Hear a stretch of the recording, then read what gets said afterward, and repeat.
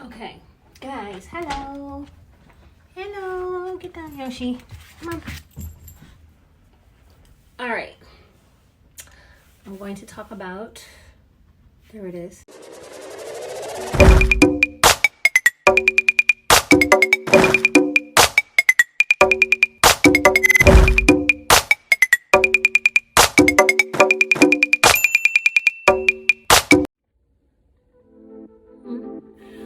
This is gotta get worked on. And I mean, when I say worked on, I mean like squats and stuff. That's what I mean. Yoshi, get down. Get down. Come on. Get down. Get out the way.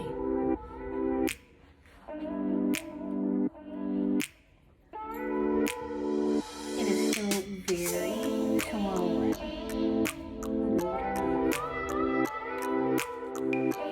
But for the most part, this used to be all the way up here when it was heavier. Yoshi, stop running into my phone. Stop running into my phone. Out. And when I work out, I run my hand.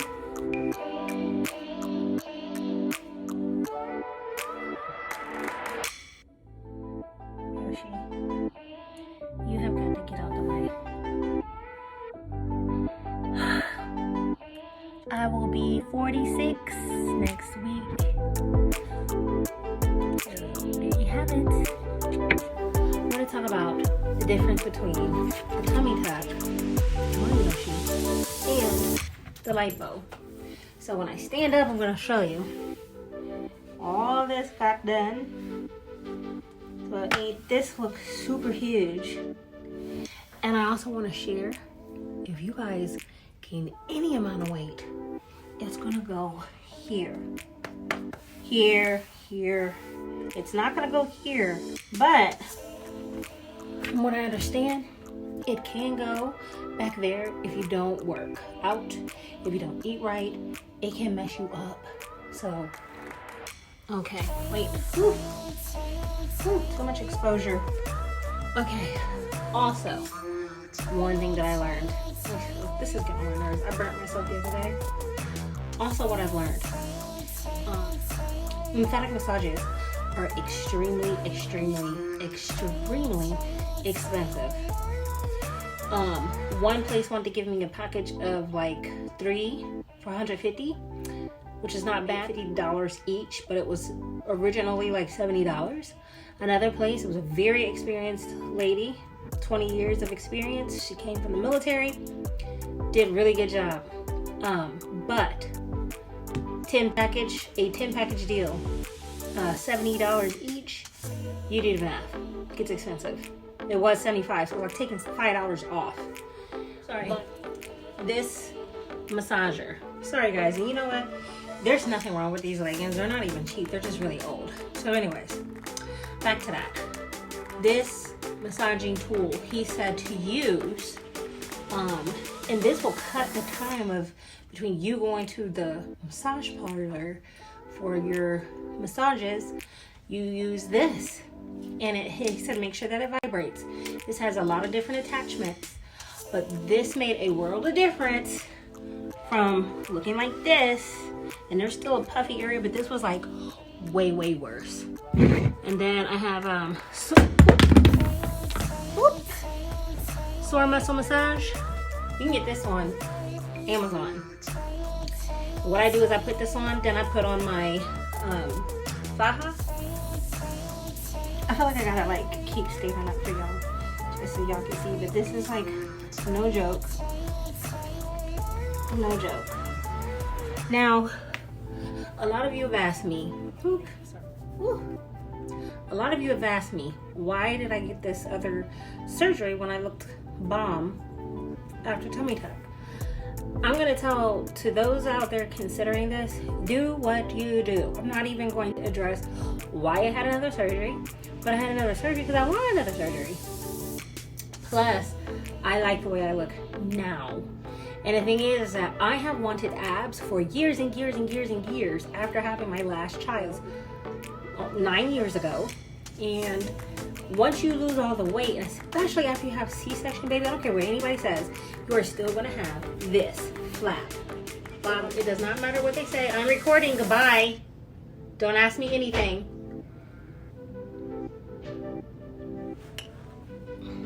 Did my tummy tuck. I told you guys, do not have super high expectations.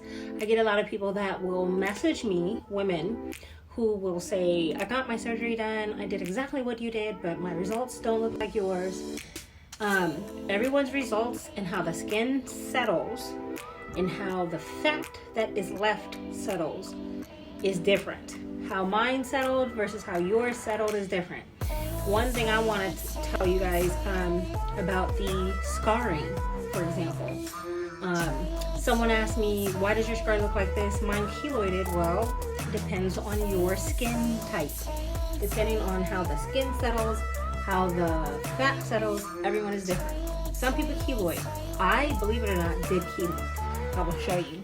So, it's really just like right here. You see how this scar is a little bit thicker than, say, over here? Well, this, I don't know why, and it could be because of working out, I'm not sure. You can't tell this, but let's see if I can show y'all. This did keloid a little bit, but it's still flat. But I can feel under here. It's the way the skin feels on the under part. See right there? But at the end of the day, who cares? It's just skin. So if your overall objective is to lose the skin, lose some fat, mind you, it is not a weight loss procedure. It just makes you go in and it gets rid of the loose skin that you could grab, that makes it hang over. It gets rid of that. The lipo does not get rid of loose skin. So if you decided to choose lipo first and you didn't want to do the tummy tuck because of the scar, 9 times out of 10, you, depending on the situation and depending on the surgery you have and whether or not they want to accommodate you or give you the best results, your skin may still cause that flat or make it worse. So the reason why I chose 2 different surgeries, it's because I wanted to get rid of the skin. I didn't, at that time, did not even care about the fat more than I did care about the skin, because I was working out a lot.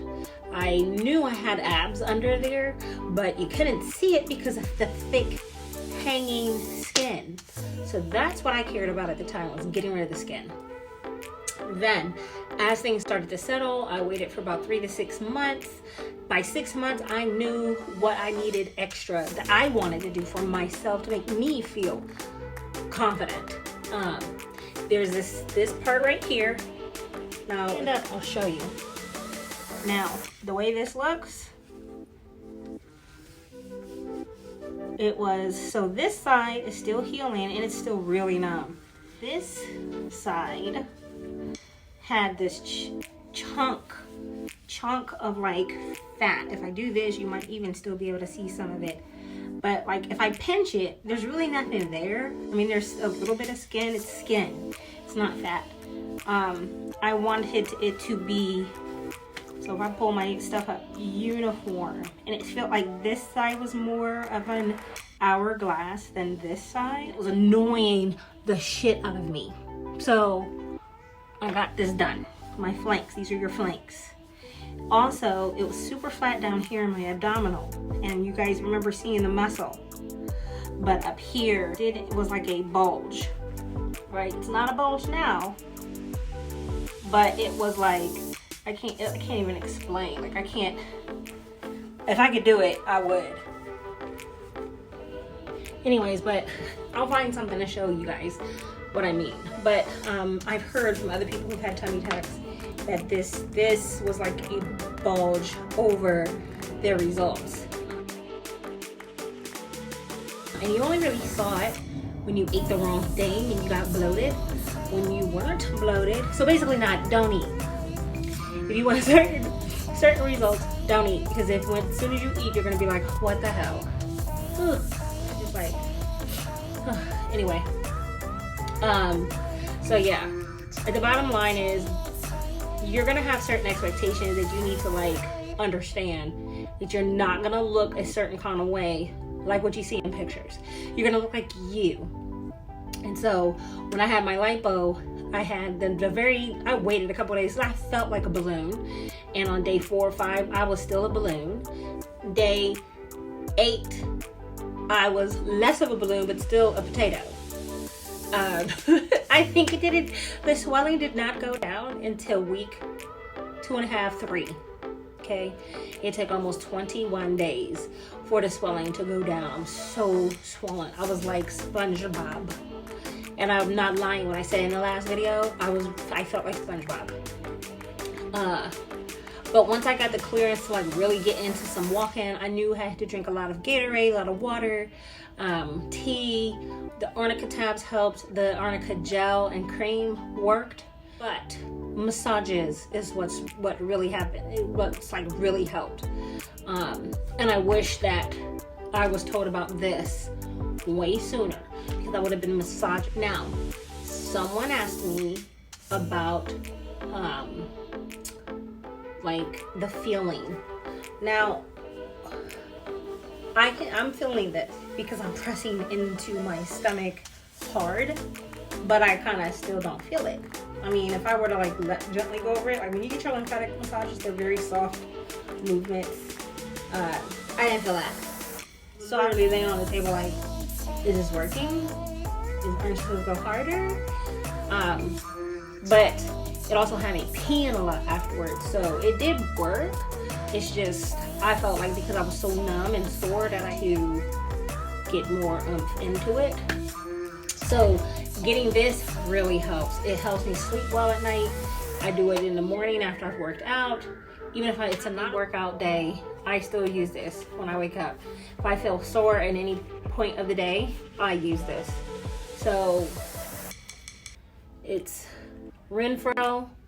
And you know, honestly, because of the camera, I don't know if you guys are gonna be able to see this, but you can get this bad boy on Amazon. They also have a RENPHO scale, body composition scale. I use that too. So, cause I gained like 13 pounds of fluid after the surgery and was like, what? I was supposed to lose weight? They took out 5 pounds of fat, but overall I lost like 10 pounds. I want to lose more, but for right now, it is what it is. And I'm going to keep working out. That's the bottom line. So, when we talk about your results,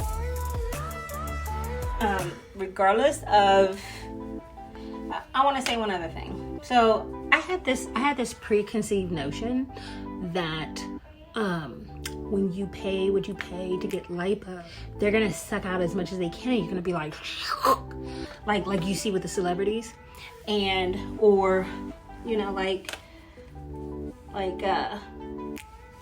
this is like all the way here, and this is all the way. But at the end of the day, they do the shape. However, they don't take out a whole lot, because everything has to match. Like, then you guys will be talking about it, because it would be looking super duper fake, right? Like super fake. And that's not what I was looking for. My goal was to keep my hourglass but make it even more defined, and to make sure that it looks natural, because I don't want to be walking around here looking plastic. I didn't have anything injected. So when y'all ask me if I got my hips or my butt done, no, I didn't. These bad boys were here. It comes from 3 babies, 4 pregnancies, 3 babies, and eating. Eating. So, I'm trying to think what I get. So yeah, one girl I saw on Real Self posted her after like 4 months post-op. I saw another person on YouTube that posted an 8-month post-op, and in both cases, they looked like they did before they had the surgery. That's one thing I'm trying to seriously avoid, because you can seriously gain all that back and disfigure yourself if you don't eat right. So just because you have the surgery and you looking snatched to the gods does not mean you can eat anything the hell that you want to eat and go ham on it. So here's the thing. I had super duper discipline 2 years before I started thinking about having these surgeries. I wish I would have had the surgeries back then, but I'm glad I didn't have the surgeries back then, because if I did, then right now today I would not look like however I was 2 years ago, because I don't look like how I was 2 years ago now. So if I had that surgery 2 years from then, which would be now, I would have probably disfigured myself and would have been super depressed, super depressed, even worse than any of us have been depressed during the 2020 pandemic. So it's good that I started to rework on myself last year after starting to gain that weight. I've lost about half of that 25 pounds. It is what it is. That was 2020. We're gonna blame it on that, and we're gonna move on. So the last question that I get all the time: am I gonna have more surgeries? Don't know. I don't know. I want to say don't know, because before I said I didn't know, and then I ended up having it. If I do, I think I'm going to wait a year. Why? Because I want to get to where I need to be. I need to be consistent. I need to be disciplined. When I'm disciplined, my results look phenomenal. When I'm not disciplined, it looks like, oh my God, what the fuck did I do? And I know I'm not blowing that money I just spent. So let me get my shit together. 21, getting my shit together in the gym, working out at home, sticking to my schedule, crossing the workout off the calendar, and just eating right. And when I do that, I know I'll be phenomenal, because that's the goal. So yeah, I don't know, but we'll see. Any other questions you guys have, feel free to keep on blasting them to me on Instagram. I will answer whatever you need. I do answer them pretty quickly. Even the ones that I'm not friends with or that I don't follow, I check my restricted box for the unknown box, whatever you want to call it. So whatever questions, I will tell you. Lots of the questions that you are asking are in previous videos or previous posts that I've posted on Instagram. So check those out first, and then if any other questions after that, feel free to comment, subscribe please. And I will continue to try to do my best to keep up with these videos and post them as I go. So I will link the tools that I use for post-op in the description box. And outside of that, thanks for watching. Have a good day. Bye.